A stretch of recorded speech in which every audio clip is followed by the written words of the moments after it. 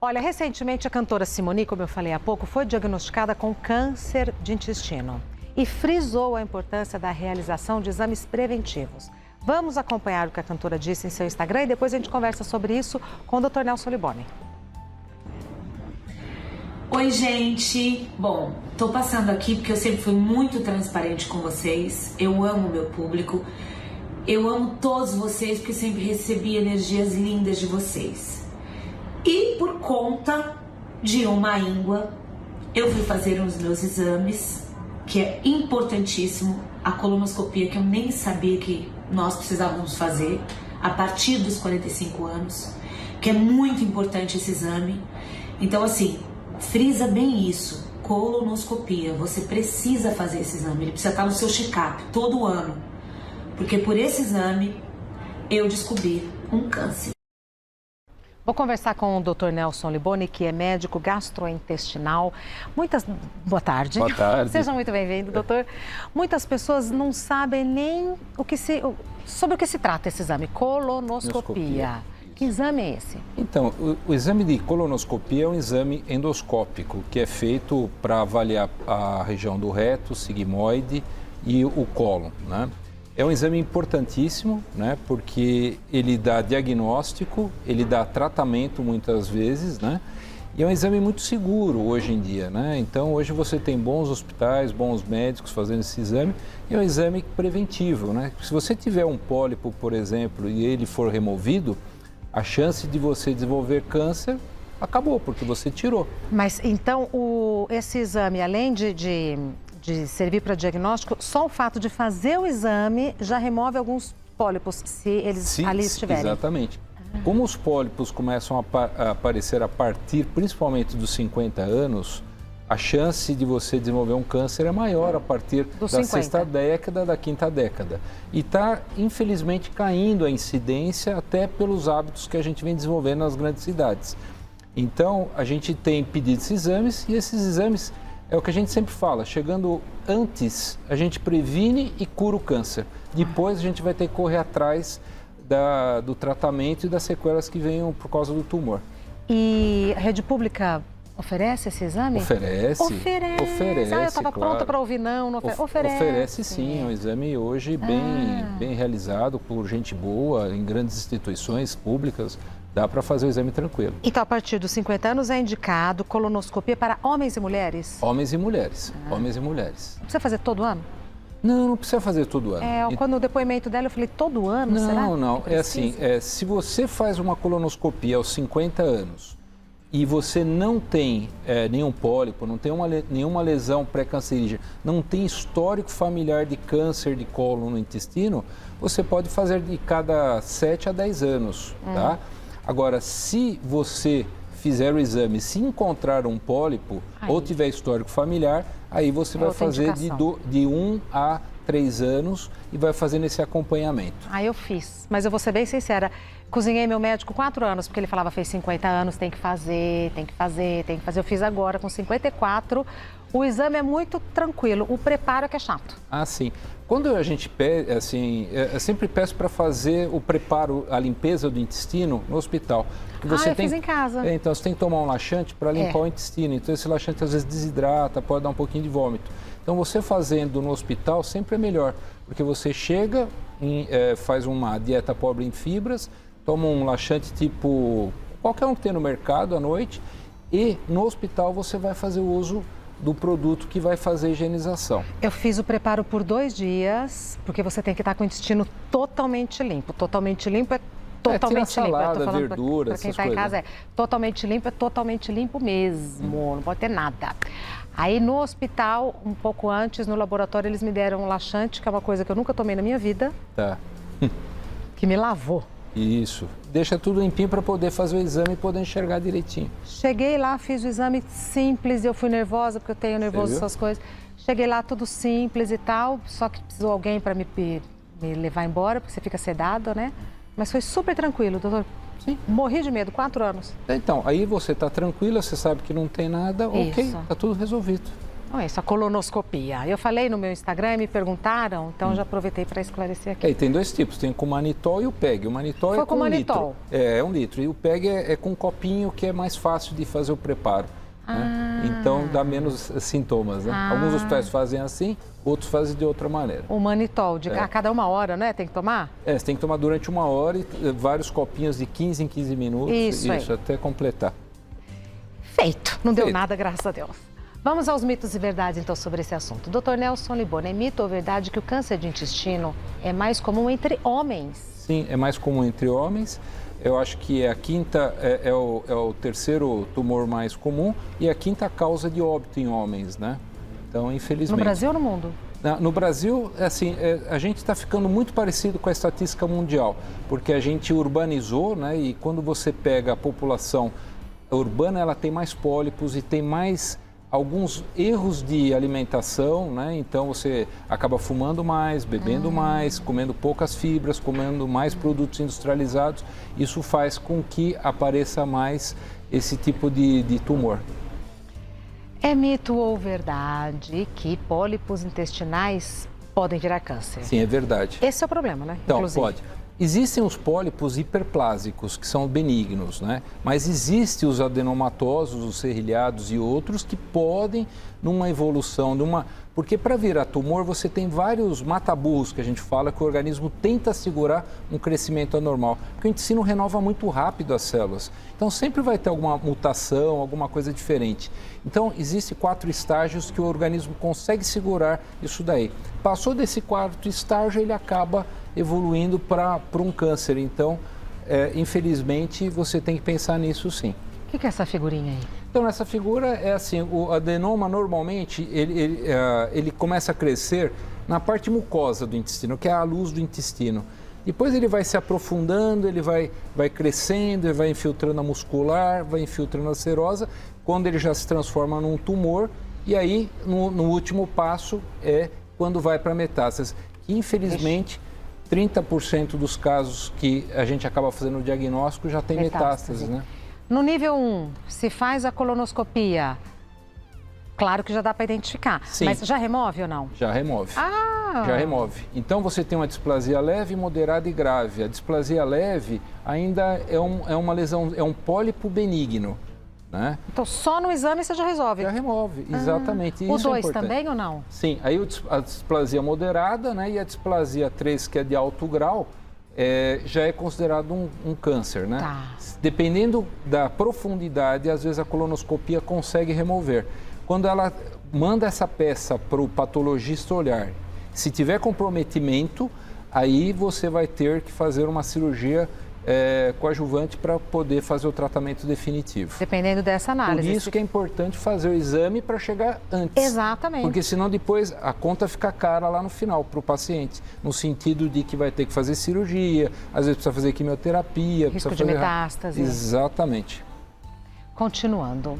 É mito ou verdade que câncer de intestino sempre apresenta sintomas? Não, não é. É mito, né? Então, esse que é o problema, né? Porque o que acaba acontecendo? Você não acontecendo? sente nada. Porque como a luz do intestino ela é um pouco mais larga, você demora às vezes para ter sintomas. Então, o que é importante? Se você começa a ter mudança do hábito intestinal, não é uma coisa que está passando rápido. Você vê sangue nas fezes, você vê presença de muco nas fezes, você está emagrecendo, você está tendo dores abdominais, alguma coisa está estranha, tá? Então aí você tem que fazer alguns exames, seja exames de sangue, seja exames endoscópicos, seja exames de imagem e outras coisas mais modernas que a gente tem, que eu posso até falar mais para frente. Tá? É mito ou verdade que algumas doenças intestinais podem ser fatores de risco para o câncer do intestino? Podem ser sim. Então, Verdade. por exemplo, algumas doenças inflamatórias intestinais, como a retocolite e o Crohn, por ela lesionar muito tempo a mucosa intestinal, ela propicia o contato de algumas substâncias tóxicas e cancerígenas para o intestino. Então, infelizmente, quem tem essas doenças já não é aquele período que nós falamos. Você tem que fazer um período menor para fazer um acompanhamento para ter segurança. Aí é olho no lance, né? Existem mais doenças, mas essas são as mais comuns. É mito ou verdade que câncer de intestino tem cura? Tem, sim, é verdade.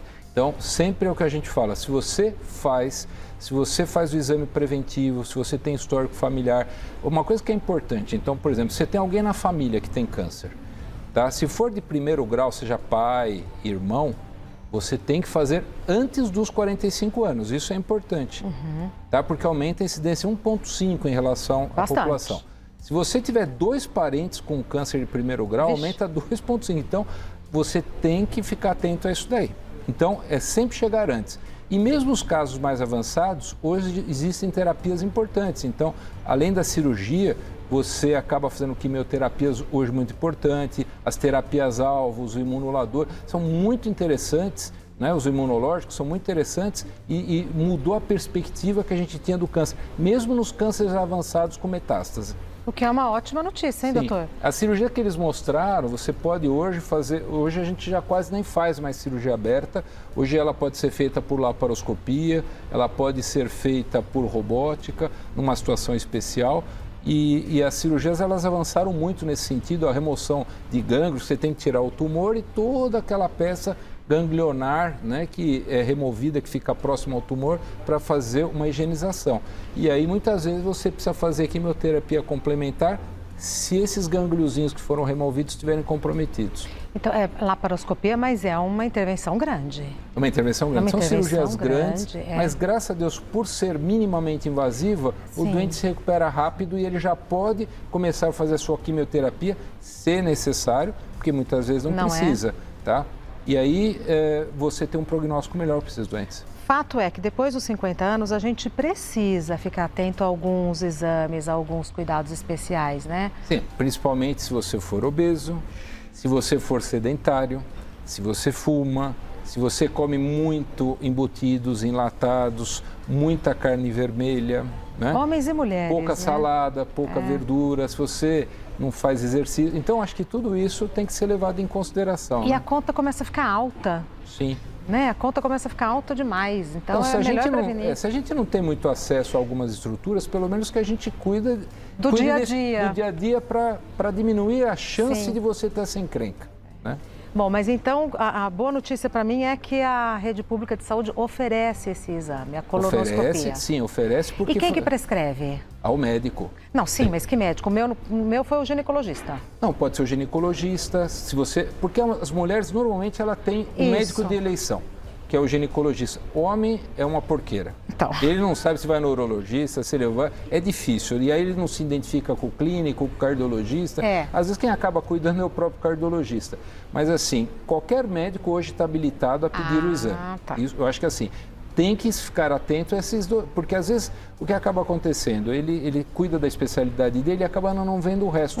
Quando ele percebe que o paciente é um pouco arredio, ele já pode até pedir o exame, se der alguma coisa, ele encaminha para o especialista. Perfeito. Vamos às perguntas? Claro, vamos. Primeira pergunta enviada pela Olívia. Pacientes que tiveram câncer de intestino têm que fazer exame todo mês? Não é todo mês. Então, a gente faz assim, vamos supor que ela fez um tratamento. Então, muda de acordo com a posição. Por exemplo, o reto baixo é um tratamento, sigmoide, cólon descendente é outro. Mas só para ela entender o seguinte, operou. Você tem que fazer durante 5 anos um acompanhamento de perto. Nos primeiros 6 meses, você vai repetir essa colonoscopia nos 3 primeiros anos, tá? Anos. E depois, nos 2 anos subsequentes, uma vez por ano. Em 5 anos, 4 exames. Isso. E aí você vai acompanhando com exames de imagem, alguns marcadores tumorais, para ver se está indo tudo bem. Tá? E uma dieta bem feitinha, uma dieta bem feitinha e tudo mais. Senão não dá certo. Próxima pergunta da Irene. O meu pai teve câncer de intestino e se curou, graças a Deus. Pelo fato de eu ser mulher, preciso fazer o exame preventivo ou não há necessidade? É aquilo que nós falamos, se o pai teve, porque você tem os cânceres que são ocasionais, que é a grande maioria, e os cânceres genéticos são 10 a 15%, não é tudo isso. Mas existem os cânceres hereditários, né, que a gente tem que correr atrás dos cânceres genéticos. Então, o dela é hereditário, porque ela teve um parente que teve próximo, tá? Não foi ela que foi a primeira, tá? Então, ela tem que fazer o exame também. Mas mesmo quem não tem algum parente próximo que tenha tido a doença, depois dos 50 anos não é indicado fazer o exame? Sim. Então, mas por isso que nós estamos falando, mudou muito porque está aumentando. Por exemplo, o Brasil não tinha tudo isso, mas quando a gente começou a comer produtos mais industrializados, nós nos urbanizamos, começou a aparecer mais o câncer. Tá? Então, por isso que os fatores externos são mais importantes, às vezes, que os fatores genéticos. Por isso que tem que ficar atento. Perfeito. Próxima pergunta da Keila. Tem hemorroidas e, às vezes, apresenta sangramento.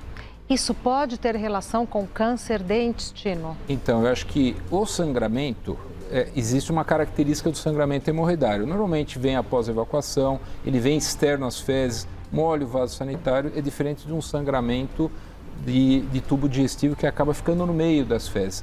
Mas se você teve um sangramento, é um sinal de alarde. Eu acho que tem que fazer um exame colonoscópico e mais alguns exames para identificar se aquilo realmente é uma hemorroida ou não.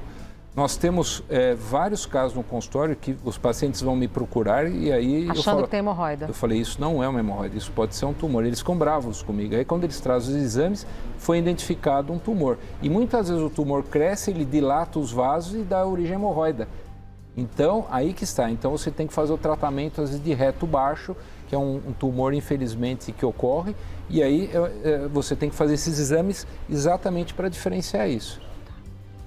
Próxima pergunta da Bianca. Doença celíaca tem relação com câncer de intestino? Então, aí que são diferentes. Então, existe o intestino delgado e o intestino grosso. Né? O que a gente está falando é intestino grosso. A doença celíaca, ela comete intestino delgado. Tá. Então, vai dar pólipo do intestino delgado e pode dar algumas doenças do sistema imunológico que não tem a ver aqui, mas assim, é outra história. Mas pode dar câncer, mas do intestino delgado. Maria, lesão ou úlcera no intestino pode ser câncer? Pode, né? Então pode. Existem as lesões serrilhadas que a gente falou, nem sempre elas têm um aspecto granulado, às vezes elas têm um aspecto linear, ou às vezes ela é um pouquinho mais fundinha.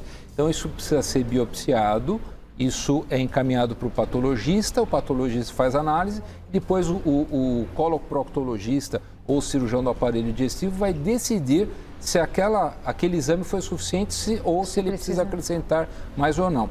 Eu posso até comentar, hoje existe um teste novo que está mudando muito, que é a pesquisa de DNA nas fezes. É muito interessante, você colhe as fezes, como se fazia exames de fezes normais e tal. Você deixa em conserva gelado, você tem 24 horas para analisar, é mandado isso para um laboratório e ele vai pegar todas as cascatas, porque como o tumorzinho ele descama, você vai encontrar o cromossomo, você encontra o cromossomo onde está alterado ali e você consegue identificar se aquilo tem uma lesão ou não. Então é um exame que é interessante, né? Ele não substitui a colonoscopia, mas se der positivo alguma coisa, a gente tem que correr atrás. Que para mim não ficou claro. Mesmo quem não tem histórico na família, depois dos 50 anos deve fazer o exame, independente de sintomas e tal, é um exame preventivo. Depois disso, repete a cada 10 anos se deu... Sim, se você fez pesquisa de sangue oculto nas fezes, que é outra história, se não tem sangue, se não tem nenhum marcador tumoral, se não tem nenhum sinal de alarde familiar, se não tem nenhuma história clínica, você pode fazer entre 7 e 10 anos. Agora, aquilo que nós falamos, apareceu alguma coisa diferente, para e vamos correr atrás. Lembrando que é preventivo, não é isso? Para mim fez toda a diferença, é um exame preventivo. É porque assim, quando chega para mim, eu pego hoje casos, não são casos mais fáceis, eu pego casos difíceis, né? Então, aí são cirurgias grandes, você fica horas operando, você tem que fazer tudo, tentar fazer num tempo só para tentar não que esse paciente diminuir não sofra mais. A gente tem casos, por exemplo, de câncer de reto baixo, que às vezes se confundia com hemorroida, que o paciente tem que fazer quimioterapia antes, tem que fazer radioterapia. É sofrido, depois tem que tentar preservar o ânus para não ficar com colostomia definitiva. Então, são cirurgias que são trabalhosas, elas são multidisciplinares, são equipes grandes que tem que fazer, são equipes habilitadas, né? Então, a gente sempre torce, eu sempre brinco com o paciente, olha, você veio me procurar por uma hemorroida, eu descobri um câncer, graças a Deus que a tua hemorroida te salvou, porque é muito melhor do que você chegar e a coisa avançada. E às vezes eu opero esse doente, ele se cura e está resolvido o problema dele. Dr. Nelson Liboni é médico, cirurgião gastrointestinal. O site do Dr. Liboni é clinicafactum.com.br. Tem YouTube, tem podcast, tem Instagram, Clínica Factum, com M de Maria no final. E sua filha dando show, né? Tá dando show. Dando show. Tá chique a coisa, tá ficando boa. Antes era uma coisa amadora, ela tá profissionalizando, né? Sim, o conteúdo sempre foi muito bom, né? Mas Legal. é que ela tá dando tratos à bola ali. Nós vamos conversar agora, nós vamos fazer uma entrevista na próxima semana, na época que a gente estava no AC Camargo, e é uma coisa muito interessante, que é sobre a tecnologia, o que ela está vindo. Então, existem imagens, por exemplo, inteligência artificial, que ela começa a cruzar a imagem com os resultados da patologia, ela está dando resultados melhores que a biópsia. Então, a gente vai falar aonde a tecnologia está chegando de tal maneira que está substituindo exames muito invasivos por outras coisas. Com resultados. Com resultados. Ou, por exemplo, o Watson, que ajuda a você fazer cruzamentos de dados para escolher qual o melhor quimioterápico, qual a dosagem que você tem que dar. Então vai ser uma entrevista bem interessante, porque está virando uma especialidade médica, a informática na medicina. Que coisa! Uma coisa doida. Que coisa. Eu fiquei apaixonado, quase que eu falei, não, calma, eu sou cirurgião. deixa, tá bom. É daqui para descansar, né, doutor Liboni? Não, aqui não é para acelerar, é para desacelerar. É isso aí. Muito obrigada, Eu um beijo que para a família, até breve.